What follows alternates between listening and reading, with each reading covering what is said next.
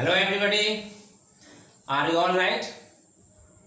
ठीक है, तो फिर हम उस टॉपिक की तरफ प्रोसीड कर सकते हैं जो आज के लिए है, जो आज के शेड्यूल में है। यस, तो आज हम प्रोसीड करते हैं एडिशन ऑफ वेक्टर के बाद मल्टीप्लिकेशन ऑफ वेक्टर की तरफ। जी, जिस तरह से दो वेक्टर को हम ऐड कर सकते हैं उसी तरह से दो वेक्टर को हम मल्टीप्लाई भी कर सकते हैं। तो क्या जिस तरह से दो वेक्टर को ऐड करने के लिए हमारे पास दो लॉज आए थे, triangle law of vector addition और parallelogram law of vector addition, उसी तरह से वेक्टर को मल्टीप्लाई करने के लिए भी दो लॉज आएंगे। यस, जिस तरह से मल्टीप्लाई किया जाता है उसके भी दो नाम हैं। यस, ये दो मेथड हैं। मल्टीप्लिकेशन ऑफ वेक्टर्स के लिए दो मेथड हैं जिनका नाम दिया गया है डॉट प्रोडक्ट पहला और क्रॉस प्रोडक्ट दूसरा। डॉट प्रोडक्ट का एक और नाम है, क्रॉस प्रोडक्ट का भी एक और नाम है, और वो नाम डॉट प्रोडक्ट के लिए स्केलर प्रोडक्ट है और क्रॉस प्रोडक्ट के लिए वेक्टर प्रोडक्ट है। जी, ये नाम है स्केलर प्रोडक्ट डॉट प्रोडक्ट के लिए और क्रॉस प्रोडक्ट के लिए वेक्टर प्रोडक्ट। अब असल काम ये है कि अब ये हमें किस तरह से मल्टीप्लाई करना सिखलाता है और ये किस तरह से मल्टीप्लाई करना सिखलाता है उसको जानना। तो आइए हम डिफाइन करते हैं। जी, डॉट प्रोडक्ट को रिप्रेजेंट करने के लिए हम vector A dot vector B लिखते हैं। यहाँ पर जो आप साइन देख रहे हैं पॉइंट जैसा, वो डॉट है, और यहाँ पर vector A cross vector B, यहाँ पर एक क्रॉस का साइन है जो ऑब्वियसली आपके लिए विजिबल है ना। अब आपके लिए डिफिनीशन के साथ साथ डायग्राम भी है यहाँ और यहाँ दोनों में। डॉट प्रोडक्ट को हम कैसे डिफाइन करते हैं? तो डॉट प्रोडक्ट को डिफाइन करने के लिए हमने लिखा है vector A dot vector B equal to A B cos theta. दो वेक्टर ए और बी को अगर हम डॉट मल्टीप्लाई कर रहे हैं तो उसका मैग्नीट्यूड क्या होगा वो दिया जाएगा ए बी कॉस थीटा से। ए वेक्टर ए का मैग्नीट्यूड हुआ, बी वेक्टर बी का मैग्नीट्यूड हुआ, और कॉस थीटा जो दोनों वेक्टर के बीच में एंगल है उसका कोसाइन वैल्यू को रिप्रेजेंट करता है। समझ गए? यस। अगर आप क्रॉस प्रोडक्ट में आए तो vector A cross vector B को हमने कैसे डिफाइन किया है? तो इसके लिए हमने लिखा है vector A cross vector B equal to A B sine theta और साथ ही साथ एन कैरेट, डॉट के बाद एन कैरेट। अब ये क्या बताता है? इसमें तो आपने ये समझ ही लिया होगा कि ए जो भी है वो वेक्टर ए का मैग्नीट्यूड है और बी जो भी है वो वेक्टर बी का मैग्नीट्यूड है। ठीक है, इसमें तो कोई प्रॉब्लम नहीं है। यहाँ भी वही एक्सप्लेन किए थे और यहाँ भी यही इसका एक्सप्लेनेशन है। ठीक है, तो अब साइन थीटा, तो यहाँ पर जैसे हमने दोनों वेक्टर के बीच का ये एंगल लिया था थीटा, यहाँ लिया या यहाँ लिया, थीटा ही लिया, और उसी का कोसाइन वैल्यू यहाँ दिया। तो क्रॉस प्रोडक्ट में हमें डिफाइन करने के लिए कहा जाता है कि आप दोनों के मैग्नीट्यूड को जो दोनों के बीच का एंगल बन रहा है उसके साइन वैल्यू से मल्टीप्लाई कीजिए, जो आएगा वो क्रॉस प्रोडक्ट का मैग्नीट्यूड हो जाएगा। और साथ ही यहाँ पर उस मैग्नीट्यूड के साथ ये एन कैरेट एक वेक्टर दिया गया है जो यूनिट वेक्टर है। एन कैरेट का इंट्रोडक्शन ये है, ये दोनों वेक्टर ए और वेक्टर बी, जो वेक्टर ए और वेक्टर बी है उन दोनों पर ही परपेंडिकुलर है, और परपेंडिकुलर होने के साथ साथ इसका मैग्नीट्यूड कितना है? 1, क्योंकि अगर 1 से ज्यादा रखेंगे तो फिर इसके मैग्नीट्यूड पर इफेक्ट पड़ेगा। इसका मैग्नीट्यूड जो होगा वो इसकी वजह से, अदर देन 1 की वजह से वो चेंज कर जाएगा। तो अब एन कैरेट यहाँ पर दिया गया, इसका मतलब ये हुआ कि vector A cross vector B vector quantity को असाइन कर रहा है। यही बात यहाँ पर देख लीजिए, ए बी कॉस थीटा जो vector A dot vector B को रिप्रेजेंट कर रहा है, ये वेक्टर क्वांटिटी को असाइन कर रहा है? नो, ये असाइन नहीं कर रहा है। क्यों नहीं कर रहा है हम इस पर डिस्कस करते हैं अभी थोड़ी देर में, लेकिन ये नहीं कर रहा है, इसीलिए यहाँ पर एन कैरेट नहीं दिया गया है। इसका मतलब ये हुआ कि डॉट प्रोडक्ट जो भी है वो मैग्नीट्यूड को ओनली शो करता है। जो भी इसका रिजल्ट आता है वो उसमें सिर्फ मैग्नीट्यूड इन्वॉल्व रखता है, और इसमें जो भी वैल्यू आता है वो मैग्नीट्यूड के साथ साथ वो डायरेक्शन भी रखने वाला होता है। इसी वजह से इसका एक दूसरा नाम वेक्टर प्रोडक्ट दिया गया है, जबकि इसका दूसरा नाम स्केलर प्रोडक्ट दिया गया है। अंडरस्टैंड? जी, चलिए अब हम इसके कुछ प्रॉपर्टीज को हम एक्सप्लेन करते हैं। यस, हम प्रॉपर्टीज जो डिस्कस करेंगे वो लेफ्ट साइड और राइट साइड दोनों को डिवाइड करते हुए करेंगे। लेफ्ट साइड में हमने लिया डॉट प्रोडक्ट को और राइट साइड में हमने लिया क्रॉस प्रोडक्ट को। अब आइए पहला पॉइंट। यस, अब देखिए जरा, हम vector A dot vector B equal to A B cos theta को समझने के लिए चलते हैं। तो हम वेक्टर ए को बी की तरफ रोटेट करने चलते हैं, और जब ए को बी की तरफ रोटेट करते हैं तो ये एंगुलर रोटेशन जो बनता है, यानी कि थीटा जो एंगल बनता है वो पॉजिटिव होता है, एंटी क्लॉकवाइज। ये रोटेशन एंटी क्लॉकवाइज है और इसलिए पॉजिटिव है। तो इस केस में जो डिफिनीशन है डॉट प्रोडक्ट का, उससे हम पाते हैं कि vector A dot vector B equal to A B cos theta, यही पाते हैं। अब इसके बाद हम यहाँ आते हैं, हम देखते हैं यहाँ पर कि वेक्टर बी को अब वेक्टर ए की तरफ रोटेट किया जा रहा है ना। इस पॉइंट को फिक्स रखते हुए वेक्टर बी को वेक्टर ए की तरफ रोटेट किया जा रहा है। यहाँ भी वेक्टर ए को बी की तरफ रोटेट किया गया था, तो इस पॉइंट के अबाउट में ही रोटेट किया गया था। तो एंगुलर रोटेशन यहाँ पर निगेटिव होगा क्योंकि क्लॉकवाइज है ना, क्लॉकवाइज यहाँ पर निगेटिव होगा। तो बाय डेफिनेशन जो vector A dot vector B A B cos theta होता है, वैसे अगर हम चलते हैं तो जिस वेक्टर को हम रोटेट करते हैं पहले उसी को लिखते हैं। इसी वजह से पहले यहाँ पर ए वेक्टर और बाद में वेक्टर बी लिखा गया था, क्योंकि वेक्टर ए को रोटेट करने चले थे। अब इसमें हम यहाँ पर वेक्टर बी को रोटेट करने चले हैं, तो यहाँ पहले वेक्टर बी को लिखेंगे, वेक्टर बी डॉट वेक्टर ए।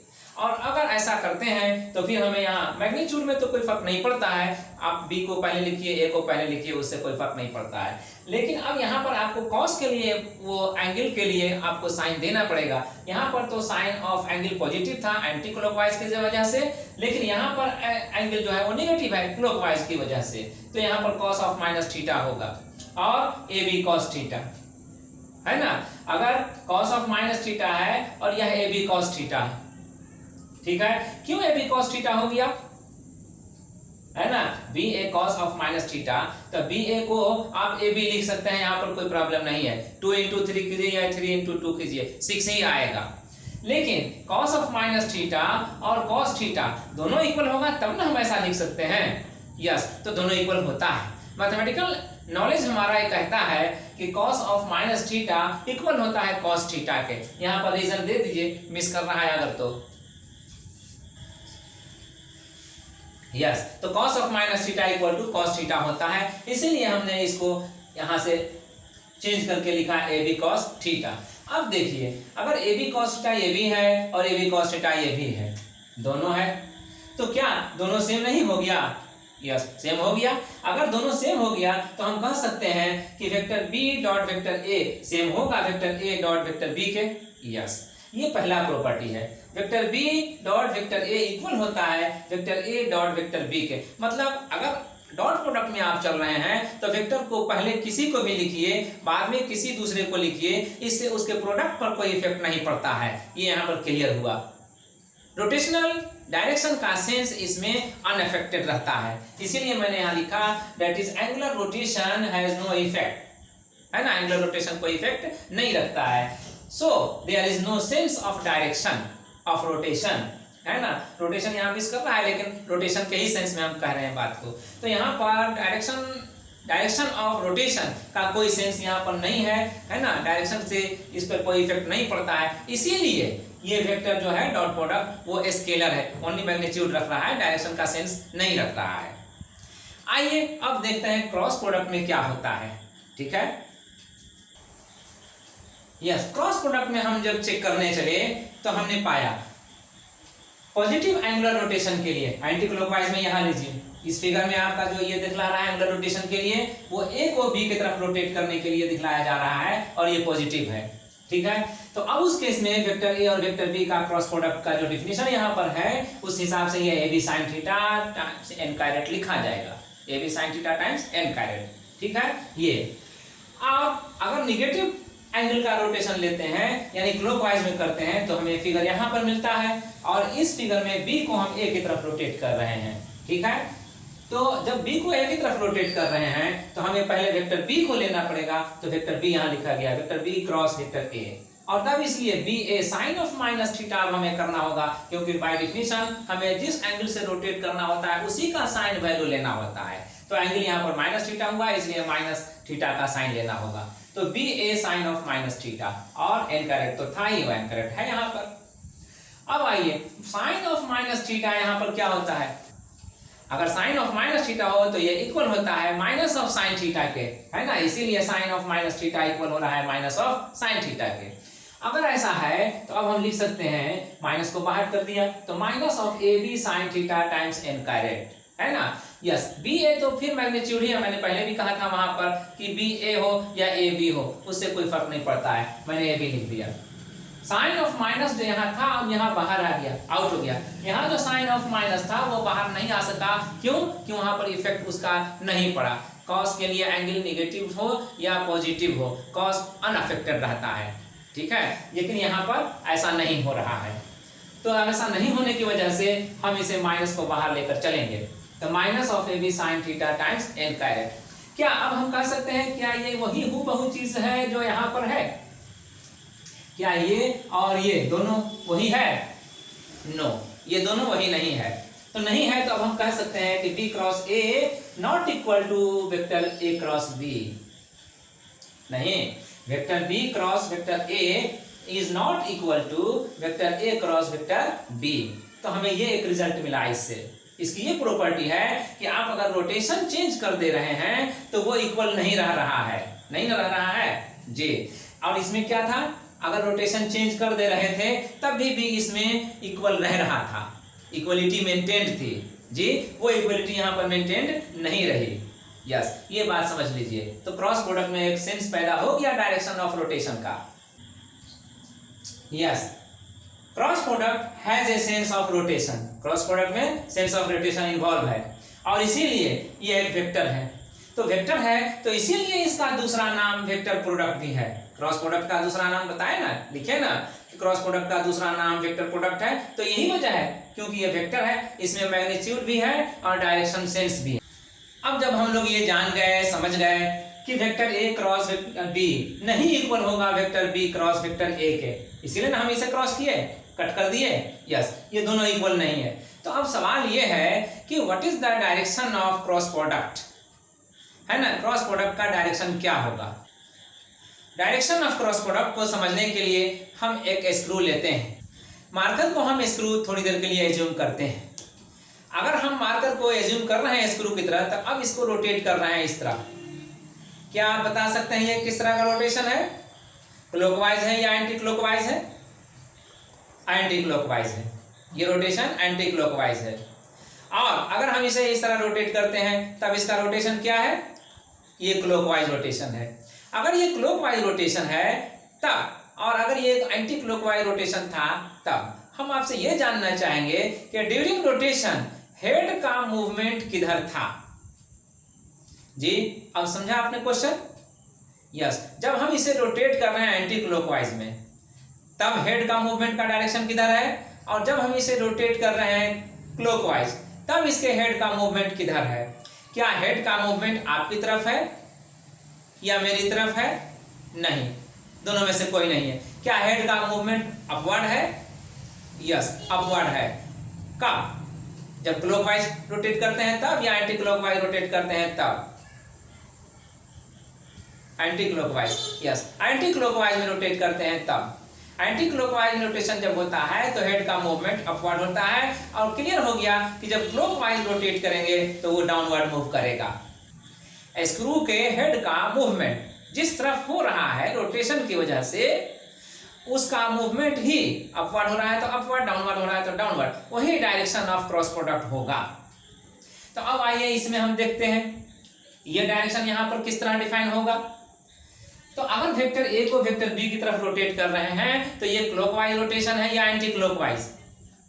ये इस पॉइंट के अबाउट में इसको फिक्स रखते हुए इसको रोटेट कर रहे हैं तो ये एंटी क्लॉकवाइज है, इसीलिए यहाँ पर थीटा पॉजिटिव लिया गया, एंगुलर रोटेशन पॉजिटिव। तो जब ये एंटी क्लॉकवाइज है तो अगर हम यहाँ पर स्क्रू रख करके रोटेट करते इस तरह से, तो अब ये हेड जो होगा, ये हेड अब आपकी तरफ में मूव करता हुआ दिखेगा। यस, तो यहाँ पर क्रॉस प्रोडक्ट का डायरेक्शन आपकी तरफ हो गया। जब हम इसे क्लॉकवाइज रोटेट करते इस तरह से, तब इसका हेड का मूवमेंट किधर होता, तब ये पेनिट्रेट करता हुआ बोर्ड में समाता, तो into the plane of the board ये होगा। यस, तो प्लेन ऑफ बोर्ड के अंदर या प्लेन ऑफ बोर्ड के बाहर, लेकिन रहेगा परपेंडिकुलर। तो क्रॉस प्रोडक्ट का डायरेक्शन इस बोर्ड पे परपेंडिकुलर जो ड्रा करेंगे लाइन, वही डायरेक्शन होगा। यस, उस लाइन को ड्रा कैसे करेंगे? उस लाइन को हम ड्रा यहाँ पर बोर्ड में ही नहीं करके दिखला सकते। तो हमने एज्यूम कर लिया कि ये जो लाइन एन कैरेट आप देख रहे हैं, डॉटेड लाइन, वही है परपेंडिकुलर डायरेक्शन को शो करने वाला, और ये वेक्टर यूनिट वेक्टर को रिप्रेजेंट कर रहा है एन कैरेट, तो इसका मैग्नीट्यूड 1 यूनिट वैल्यू होगा। किसी मैग्नीट्यूड को आप यूनिट वेक्टर से मल्टीप्लाई कर दीजिए तो उतना मैग्नीट्यूड वाला वो एक नया वेक्टर बन जाएगा। हमने इंट्रोडक्शन के दौरान कहा था ना, वेक्टर ए को अगर हमने मैग्नीट्यूड ऑफ वेक्टर ए से डिवाइड किया था तो आया था वेक्टर ए कैरेट। यस, यही आया था। तो आप समझे इसको, अगर आप वेक्टर ए इक्वल टू निकालना चाहें तो वेक्टर ए का मैग्नीट्यूड टाइम्स ए कैरेट रिप्रेजेंट होना क्या वेक्टर ए। यस, तो जितना ही इसका वैल्यू है उसको यूनिट वेक्टर ए से मल्टीप्लाई कर दिया, तो इसी डायरेक्शन में वो उतने मैग्नीट्यूड का वेक्टर ए दे दिया। क्लियर? ठीक है, तो यही वजह है कि एन कैरेट यहां पर इंट्रोड्यूस किया गया। तो अब ये पता चल गया है ना, अब ये पता चल गया। तो बोर्ड के प्लेन के परपेंडिकुलर आउटवर्ड है ना। यस, अगर एंटी क्लॉकवाइज है तब, लेकिन अगर क्लॉकवाइज है तब, जैसा कि यहां है तब, तो फिर बोर्ड के प्लेन के perpendicular inward into the plane of the board. Outward direction को शो करने के लिए हमने एन कैरेट को यहां ऊपर की तरफ दिखलाया है। तो अब हम into the plane inward direction को शो करने के लिए हम एन कैरेट को किधर दिखलाएंगे? तो इसके अपोजिट, ऐसे। ये हुआ ये direction. Understand? Everybody has understood it? Yes, तो अब क्लियर हो गया। क्रॉस प्रोडक्ट का डायरेक्शन दोनों वेक्टर पर परपेंडिकुलर होगा जिसका वो क्रॉस प्रोडक्ट लिया जा रहा है। तो वेक्टर ए और वेक्टर बी हम एग्जांपल के लिए ले रहे हैं, तो क्रॉस प्रोडक्ट का डायरेक्शन वेक्टर ए पर भी परपेंडिकुलर होगा, वेक्टर बी पे भी परपेंडिकुलर होगा। ठीक है, या फिर ये होगा कि जिस प्लेन में वो दोनों वेक्टर हैं उस प्लेन पे परपेंडिकुलर होगा, इसलिए लिखा कि all the plane containing the vectors. तो ये हुआ क्रॉस प्रोडक्ट का डायरेक्शन का डिटर्मिनेशन। ठीक है, तो ये पहला प्रॉपर्टी था जो आपने अंडरस्टैंड किया जी। Projection of B on A, projection of B on A, A पर बी का प्रोजेक्शन। अब इससे हमें क्या रिजल्ट मिलता है हम ये देखना चाहेंगे। यस, डॉट प्रोडक्ट में हम देख रहे हैं कि vector A dot vector B का जो प्रोडक्ट आ रहा था ए बी कॉस थीटा, उसको हम अगर ए बाहर करके बी कॉस थीटा अंदर कर लें तो ये बी कॉस थीटा वही है जो प्रोजेक्शन ऑफ बी कहला रहा है ए पर। यस, तो projection of B vector on A equal होता है dot product of vector A and vector B के। वेक्टर ए का अगर हम प्रोजेक्शन वेक्टर बी पर लें तो क्या तब भी रिजल्ट वही रहेगा? ऑफ कोर्स वही रहेगा, जैसे आप देख लीजिए। ठीक है, projection of A on B ये हुआ। यस, तो अब हम कह सकते हैं कि जो बी ए कॉस थीटा है,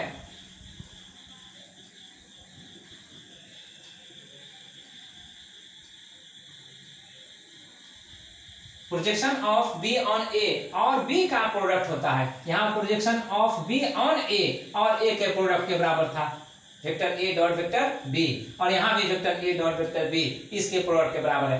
प्रोडक्ट इधर आप लिखने में चेंज कर रहे हैं, इधर लिखने में चेंज कर रहे हैं, लेकिन क्या ये और ये चेंज है? नो, ये दोनों चेंज नहीं है ना, दोनों जगह पर वो सेम है। इसीलिए कहा गया कि प्रोजेक्शन चाहे जिस वेक्टर का लीजिए दूसरे वेक्टर पर, उसका प्रोडक्ट जो आएगा वो दोनों वेक्टर के डॉट प्रोडक्ट के बराबर ही आएगा।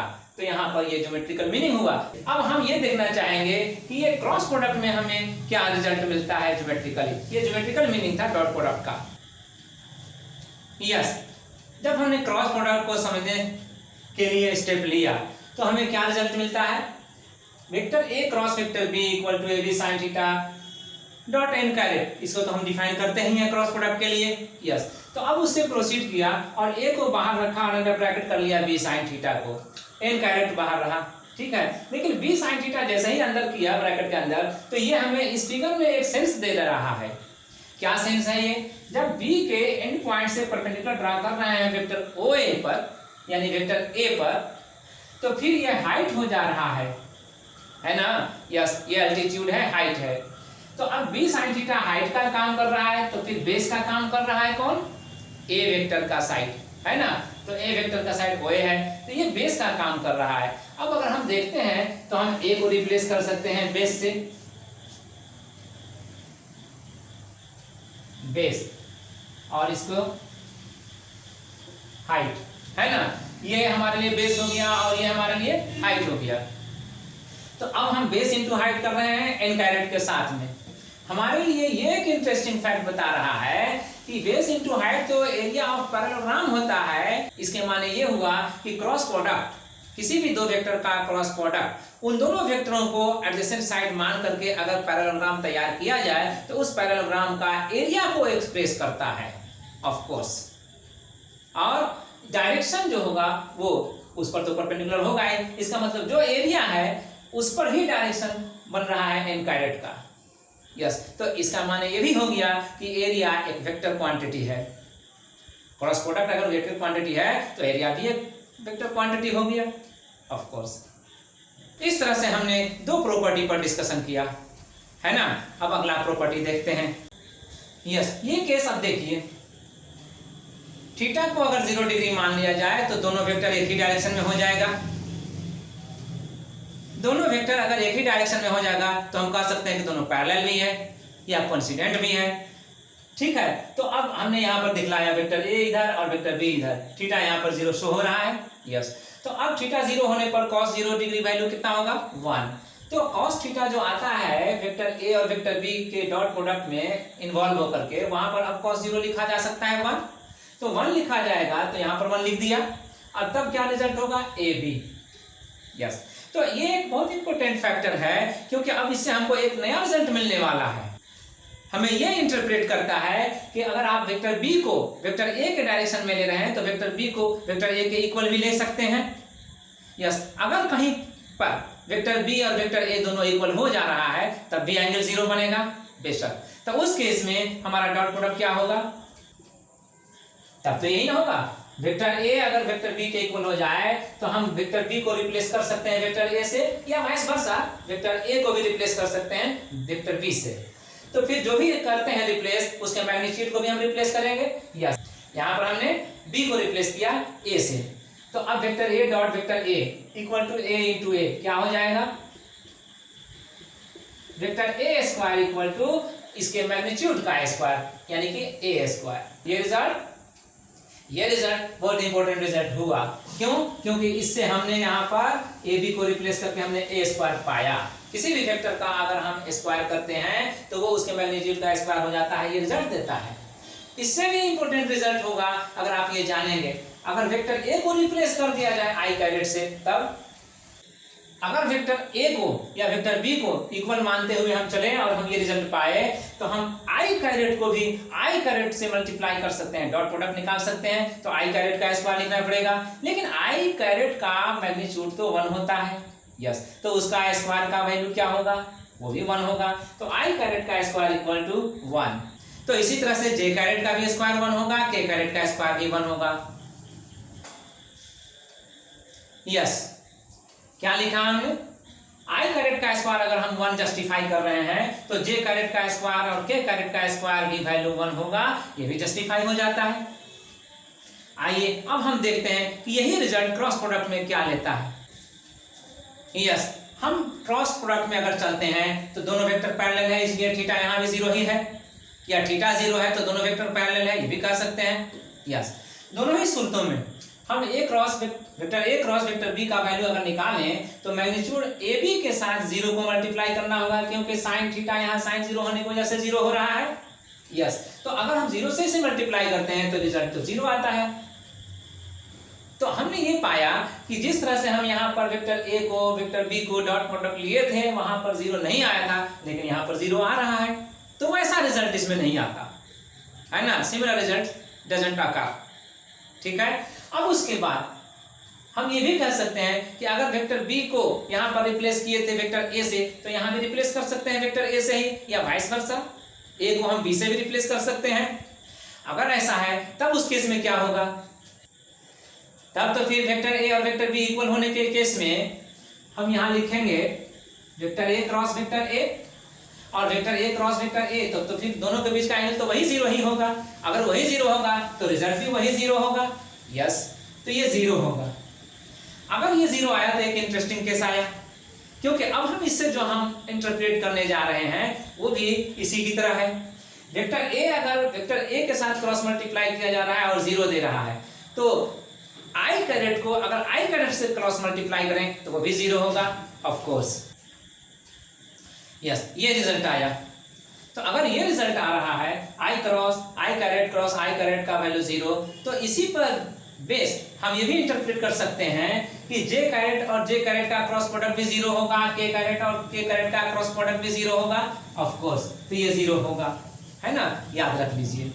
तो इस तरह से ये प्रॉपर्टी और वो जो डॉट प्रोडक्ट में आया था वो प्रॉपर्टी वैरी कर गया, सेम नहीं रहा। आइए नेक्स्ट प्रॉपर्टी।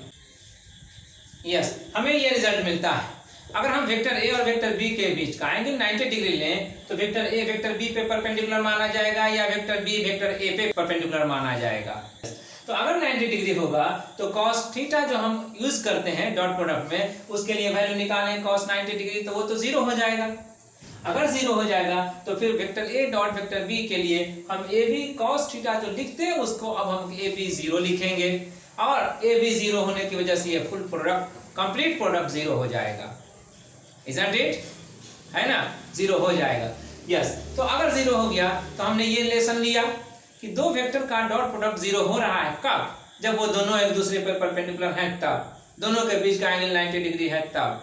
इसके माने ये भी तो हो सकता है कि अगर दोनों एक दूसरे पर परपेंडिकुलर हैं तो दोनों का डॉट प्रोडक्ट भी 0 होगा, ऑफ कोर्स ये होता ही है। दोनों बातें सही हैं। इस रिजल्ट को हम थोड़ा और आगे प्रोसीड करते हैं। अगर आई कैरेट और जे कैरेट लिया जाए, क्योंकि आई कैरेट एक्स एक्सिस के अलॉन्ग वेक्टर है और जे कैरेट वाई एक्सिस के अलॉन्ग वेक्टर है, यूनिट वेक्टर। यस, और दोनों एक्सिस एक दूसरे पर परपेंडिकुलर है तो दोनों एक दूसरे के बीच 90 डिग्री का एंगल बनाएगा। यस, दोनों के बीच 90 डिग्री का एंगल बनेगा। आई कैरेट और जे कैरेट का डॉट प्रोडक्ट लिया जाए तब वही रिजल्ट आएगा जो यहां पर आ रहा है, ऑफ कोर्स। यस, जब हमने वेक्टर ए को आई कैरेट से रिप्लेस कर दिया, वेक्टर बी को जे कैरेट से रिप्लेस कर दिया, और दोनों वेक्टर एक दूसरे पर परपेंडिकुलर थे और ये दोनों भी एक दूसरे पर परपेंडिकुलर हैं, तो उनका डॉट प्रोडक्ट 0 आया था, इनका भी डॉट प्रोडक्ट 0 आ रहा है। यस, तो इनका भी डॉट प्रोडक्ट 0 होगा। उसी तरह से हम जे कैरेट और के कैरेट का भी डॉट प्रोडक्ट अगर निकालें तो वो भी 0 होगा, ऑफ कोर्स। के कैरेट और आई कैरेट का अगर हम डॉट प्रोडक्ट निकालें तो वो भी 0 होगा, बिल्कुल। तो ये तीनों ही के लिए डॉट प्रोडक्ट का पेयर क्या ला रहा है, 0। तीनों ही पेयर जो बन रहे हैं आई कैरेट जे कैरेट के कैरेट और के कैरेट आई कैरेट, इनका पेयर जो बन रहा है इनका डॉट प्रोडक्ट के लिए 0 ला रहा है। इट्स ओके, ठीक है। अब हम आते हैं और देखते हैं कि परपेंडिकुलर होने के केस में ये हमारा जो क्रॉस प्रोडक्ट है वो हमें क्या इंटरप्रेट करने को कहता है, वो हमें क्या इंफॉर्मेशन देता है। यस, क्रॉस प्रोडक्ट में हमारे पास ये रिजल्ट आया। हम ये देख चुके साइन थीटा 90 डिग्री है, तो साइन थीटा का वैल्यू साइन 90 डिग्री और जो कि 1 के बराबर होता है।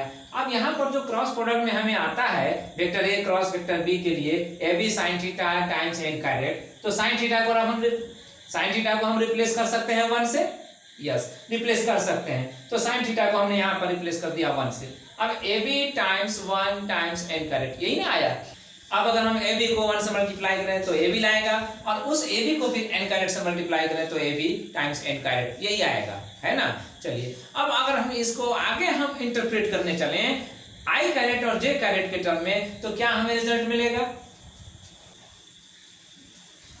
हमें रिजल्ट मिलेगा ये आई कैरेट और जे कैरेट को अगर हम मल्टीप्लाई करें तो आई तो मैग्नीट्यूड में 1 होगा, जे भी मैग्नीट्यूड में 1 होगा, तो 1 टाइम्स 1 यानी 1 into 1 और into n कैरेट, ठीक है। अब 1 और 1 को n कैरेट से मल्टीप्लाई करेंगे तो फाइनली n कैरेट आएगा। यस, तो आई कैरेट और जे कैरेट का क्रॉस प्रोडक्ट किसके इक्वल हो रहा है, n कैरेट के। अब हम यहाँ पर n कैरेट को स्पेसिफाई करना चाहेंगे, स्ट्रेस देना चाहेंगे। ये क्या है, ये n कैरेट वो वेक्टर है जिसका वैल्यू 1 है और डायरेक्शन में वो उन दोनों वेक्टर पर परपेंडिकुलर होता है जिन दो वेक्टर का वो क्रॉस प्रोडक्ट में इन्वॉल्व है, ठीक है। यस, तो आई कैरेट और जे कैरेट यहाँ पर वो दो वेक्टर हैं जिनके लिए वो इन्वॉल्व हो रहा है। इसके माने ये हुआ कि n कैरेट i कैरेट पर भी परपेंडिकुलर होगा और j कैरेट पर भी परपेंडिकुलर होगा। बट i कैरेट और j कैरेट में परपेंडिकुलर रहने वाला यूनिट वेक्टर अगर कोई होता है तो वो k कैरेट होता है। इसका मतलब ये हुआ कि n कैरेट कुछ और नहीं k कैरेट ही है ऑफ कोर्स। तो अब लिखेंगे और इसीलिए i कैरेट और j कैरेट को हम जब लिखेंगे तो इक्वल टू के बाद लिखेंगे k कैरेट। n कैरेट को हटा दिए, रिमूव कर दिए और उसके बदले में हमने लिख दिया k कैरेट। तो ये एक रिजल्ट आया हमें। ऐसा ही रिजल्ट आ सकता है अगर हम दूसरा पेयर लेंगे j कैरेट और k कैरेट का या k कैरेट और i कैरेट का, तो उसके लिए भी जी जैसा कि आपने देख लिया j caret cross k caret equal होगा i के, k caret cross i caret equal होगा j कैरेट के, है ना। यहाँ पर एक पर्टिकुलर पैटर्न मिलता है। चलिए दिखला दिया।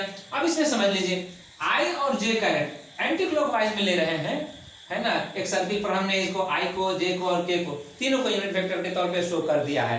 अब हमारा मूवमेंट क्या होगा, i कैरेट से j कैरेट की तरफ जाएंगे तब ना एंटी क्लॉकवाइज होगा। यस, तो एंटी क्लॉकवाइज में चलने पर i कैरेट और j कैरेट का क्रॉस प्रोडक्ट k से रिप्लेस हो जाएगा, जो कि यहाँ पर एक्सप्रेस हो रहा है। j कैरेट से k कैरेट तक पहुंचेंगे तो उसका क्रॉस प्रोडक्ट i से रिप्लेस हो जाएगा, जो कि यहाँ हो रहा है।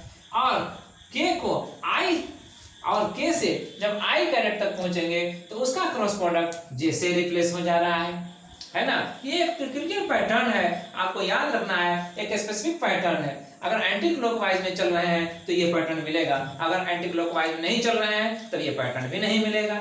इसलिए जब भी आपको इसे यूज करना हो, अप्लाई करना हो, तो always remember you have to keep in mind they are in anticlockwise direction.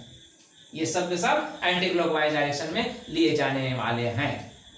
अगर क्लॉकवाइज होगा तब, तो क्लॉकवाइज होगा तो आप इसका निगेटिव कर देंगे, है ना। क्लॉकवाइज होगा तो निगेटिव कर देंगे। क्यों? इसलिए कि आपने पहले देखा कि वेक्टर a और b, वेक्टर b और वेक्टर a का क्रॉस प्रोडक्ट जो हो रहा था वो minus of vector a cross vector b से दिया जा रहा था ना। यस, तो जो वेक्टर a क्रॉस और वेक्टर b का साइन होगा उसका अपोजिट वेक्टर b क्रॉस और वेक्टर a का होगा।